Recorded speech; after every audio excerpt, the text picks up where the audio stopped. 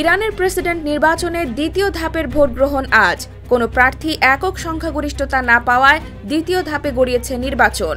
গত 28 জুন ইরানের প্রেসিডেন্ট নির্বাচনে 4 প্রার্থীর কেউই একক সংখ্যাগরিষ্ঠতা অর্জন করতে না পারায় দ্বিতীয় ধাপে গড়িয়েছে ইরানের প্রেসিডেন্ট নির্বাচন। ইরানের সাবেক স্বাস্থ্যমন্ত্রী মাসুদ পেজেশকিয়ান এবং দেশটির পরমাণু কর্মসূচিতে নেতৃত্বদানকারী সাইদ জালিলি লড়াই করেছেন দ্বিতীয় ধাপের এ নির্বাচনে। প্রথম ধাপের নির্বাচনে মাসুদ পেজেশকিয়ান ও সাইদ জালিলি যথাক্রমে সর্বোচ্চ 10.4 মিলিয়ন ও 9.4 মিলিয়ন ভোট পেয়েছিলেন। তবে ইরানের সংবিধান অনুসারে কেউই এককভাবে 50% বেশি ভোট লাভ করতে না পারায় নির্বাচন গড়ায় দ্বিতীয় ধাপে।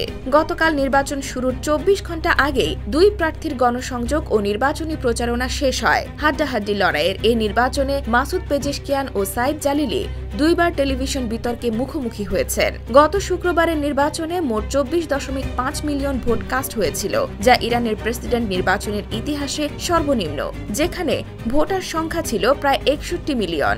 দেশ জুড়ে প্রায় 60,000 কেন্দ্রে ভোট গ্রহণ সম্পন্ন হয়, যা দ্বিতীয় ধাপের নির্বাচনেও অপরিবর্তিত থাকবে। সম্প্রতি ইরানের সর্বোচ্চ ধর্মীয় নেতা আয়াতুল্লাহ খামেনি ভোটার উপস্থিতিকে ইসলামী প্রজাতন্ত্রের ভিত্তি হিসেবে উল্লেখ করেছেন।